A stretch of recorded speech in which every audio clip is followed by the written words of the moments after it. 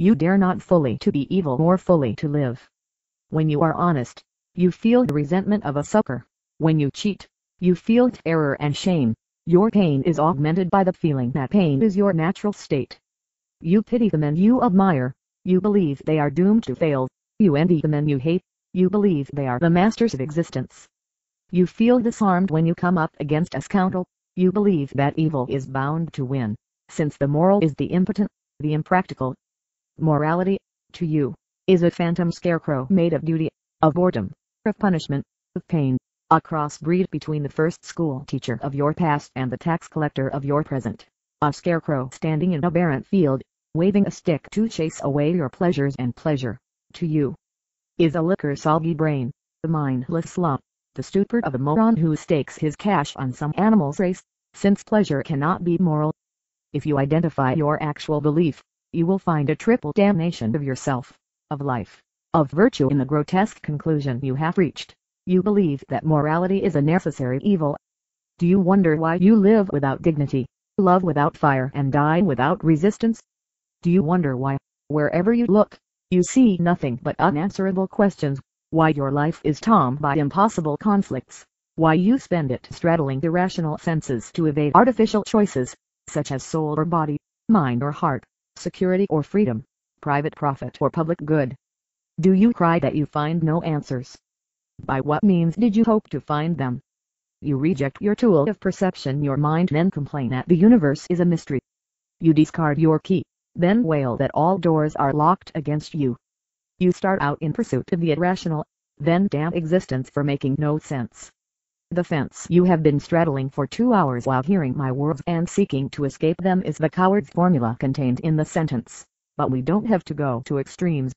The extreme you have always struggled to avoid is the recognition that reality is final, that but is a and that the truth is true. A moral code impossible to practice, a code that demands imperfection or death, has taught you to dissolve all ideas in fog, to permit no firm definitions, to regard any concept as approximate and any rule of conduct as elastic, to hedge on any principle, to compromise on any value, to take the middle of any road.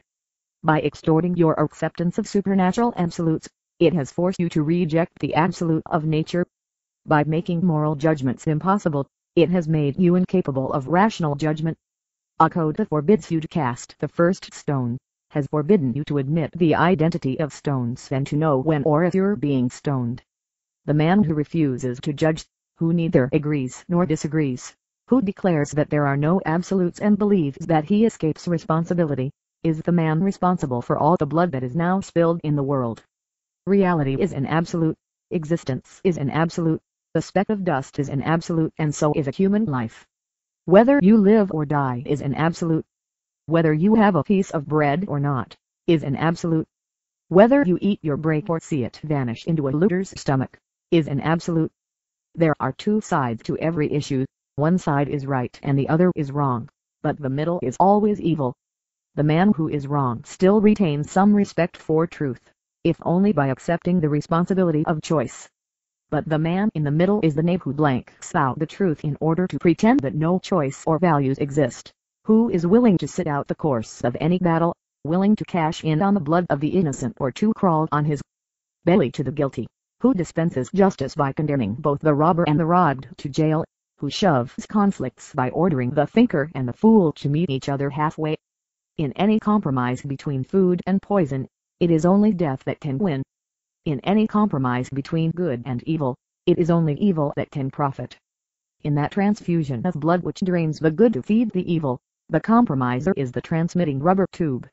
You, who are half rational, half coward, have been playing a con game with reality, but the victim you have conned is yourself. When men reduce their virtues to the approximate, then evil acquires the force of an absolute.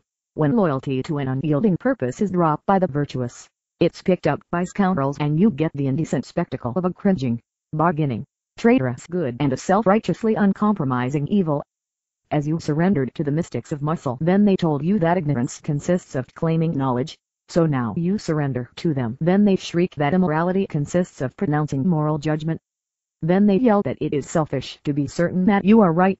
You hasten to assure them that you're certain of nothing. Then they shout that it's immoral to stand on your convictions. You assure them that you have no convictions whatever. When the thugs of Europe's people states snarl that you are guilty of intolerance, because you don't treat your desire to leave VE and their desire to kill you as a difference of opinion, you cringe and hasten to assure them that you are not intolerant of any horror. When some barefoot bum in some pest hole of Asia yells at you, "How dare you be rich?" you apologize and beg him to be patient and promise him you'll give it all away. You have reached the blind alley of the treason you committed when you agreed that you had no right to exist. Once, you believed it was only a compromise. You conceded it was evil to live for yourself, but moral to live for the sake of your children. Then you conceded that it was selfish to live for your children, but moral to live for your community. Then you conceded that it was selfish to live for your community, but moral to live for your country. Now, you are letting this greatest of countries be devoured by any scum from any corner of the earth, while you concede that it is selfish to live for your country and that your moral duty is to live for the globe. A man who has no right to life, has no right to values and will not keep them. At the end of your road of successive betrayals, stripped of weapons, of certainty, of honor, you commit your final act of treason and sign your petition of intellectual bankruptcy. While the muscle mystics of the people states proclaim that they're the champions of reason and science, you agree and hasten to proclaim that faith is your cardinal principle, that reason is on the side of your destroyers, but yours is the side of faith. To the struggling remnants of rational honesty in the twisted, bewildered minds of your children, you declare that you can offer no rational argument to support the ideas that created this country, that there is no rational justification for freedom, for property, for justice, for rights, that they rest on a mystical insight and can be accepted only on faith, that in reason and logic the enemy is right, but faith is superior to reason. You declare to your children that it is rational to loot, to torture, to enslave, to expropriate, to murder, but that they must resist the temptations of logic and stick to the discipline of remaining irrational. That skyscrapers, factories, radios, airplanes were the products of faith and mystic intuition, while famines, concentration camps, and firing squads are the products of a reasonable manner of existence. That the Industrial Revolution was the revolt of the men of faith against that era of reason and logic which is known as the Middle Ages. Simultaneously, in the same breath, to the same child, you declare that the looters who rule the people's states will surpass this country in material production, since they are the representatives of science, but that it's evil to be concerned with physical wealth and that one must renounce material prosperity. You declare that the looters' ideal are noble, but they do not mean them, while you do, that your purpose in fighting the looters is only to accomplish their aims, which they cannot accomplish, but you can, and that the way to fight them is to beat them to it and give one's wealth away. Then you why your children join the people's thugs or become half-crazed delinquents. You wonder why the looters' conquests keep creeping closer to your doors and you blame it on human stupidity, declaring that the masses are impervious to reason. You blank out the open, public spectacle of the looters' fight against the mind, and the fact that their bloodiest horrors are unleashed to punish the crime of thinking. You blank out the fact that most mystics of muscle started out as mystics of spirit, that they keep switching from one to the other, that the men you call materialists and spiritualists are only two halves of the same dissected human, forever seeking completion, but seeking it by swinging from the destruction of the flesh to the destruction of the soul and vice versa, that they keep running from your colleges to the slave pens of Europe to an open collapse into the mystic muck of India, seeking any refuge against reality, any form of escape from the mind. You blank it out and cling to your hypocrisy of faith in order to blank out the knowledge that the looters have a stranglehold upon you, which consists of your moral code, that the looters are the final and consistent practitioners of the morality you're half obeying, half evading, that they practice it the only way it can be practiced, by turning the earth into a sacrificial furnace, that your morality forbids you to oppose them in the only way they can be opposed, by refusing to become the sacrificial animal and proudly asserting your right to exist, that in order to fight them to the finish and with full rectitude, it is your morality that you have to reject. You blank it out, because your self-esteem is tied to that mythic unselfishness which you've never possessed or practiced, but spent so many years pretending to possess, that the thought of denouncing it fills you with terror. No value is higher than self-esteem, but you've invested it in counterfeit securities, and now your morality has caught you in a trap where you are forced to protect your self-esteem by fighting for the creed of self-destruction. The grim joke is on you. That need of self-esteem, which you're unable to explain or to define, belongs to my morality, not yours. It's the objective token of my code. It is my proof within your own soul. By a feeling he has not learned to identify, but has derived from his first awareness of existence, from his discovery that he is to make choices, man knows that his desperate need of self-esteem is a matter of life or death. As a being of volitional consciousness, he knows that he must know his own value in order to maintain his own life. He knows that he has to be right. To be wrong in action means danger to his life. To be wrong in person, to be evil, means to be unfit for existence. Every act of man's life has to be willed. The mere act of obtaining or eating his food implies that the person he preserves is worthy of being preserved. Every pleasure he seeks to enjoy implies that the person who seeks it is worthy of finding enjoyment. He has no choice about his need of self-esteem. His only choice is the standard by which to gauge it. And he makes his fatal error when he switches this gauge protecting his life into the service of his own destruction, when he chooses a standard contradicting existence and sets his self-esteem against reality. Every form of causeless self-doubt, every feeling of inferiority and secret unworthiness is, in fact, man's hidden dread of his inability to deal with existence. But the greater his terror, the more fiercely he clings to the murderous doctrines that choke him. No man can survive the moment of pronouncing himself irredeemably evil. Should he do it, his next moment is insanity or suicide. To escape it, if he's chosen an irrational standard, he will fake, evade, blank out. He will cheat himself of reality, of existence, of happiness, of mind, and he will ultimately cheat himself of self-esteem by struggling to preserve its illusion rather than to risk discovering its lack. To fear to face an issue is to believe that the worst is true.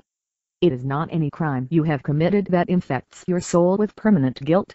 It is none of your failures, errors or flaws, but the blank out by which you attempt to evade them. It is not any sort of original sin or unknown prenatal deficiency, but the knowledge and fact of your basic default, of suspending your mind, of refusing to think. Fear and guilt are your chronic emotions. They are real and you do deserve them, but they don't come from the superficial reasons you invent to disguise their cause, not from your selfishness, weakness or ignorance, but from a real and basic threat to your existence. Fear, because you have abandoned your weapon of survival. Guilt, because you know you have done it volitionally. The self you have betrayed is your mind. Self-esteem is reliance on one's power to think. The ego you seek, that essential you which you cannot express or define, is not your emotions or inarticulate dreams, but your intellect, that judge of your supreme tribunal whom you've impeached in order to drift at the mercy of any stray shyster you described as your feeling. Then you drag yourself through a self-made night, in a desperate quest for a nameless fire, moved by some fading vision of a dawn you had seen and lost. Observe the persistence, in mankind's mythologies, of the legend about a paradise that men had once possessed, the city of Atlantis or the Garden of Eden or some kingdom of perfection, always behind us. The root of that legend exists, not in the past of the race, but in the past of every man. You still retain a sense not as firm as a memory, but diffused like the pain of hopeless longing that somewhere in the starting years of your childhood, before you had learned to submit, to absorb the terror of unreason and to doubt the value of your mind, you had known a radiant state of existence. You had known the independence of the rational consciousness facing an open universe. That is the paradise which you have lost, which you seek, which is yours for the taking. Some of you will never know who is John Galt. But those of you who have known a single moment of love for existence and of pride in being its worthy lover, a moment of looking at this earth and letting your glance be its sanction, have known the state of being a man, and I am only the man who knew that that state is not to be betrayed. I am the man who knew what made it possible and who chose consistently to practice and to be what you had practiced and been in that one moment.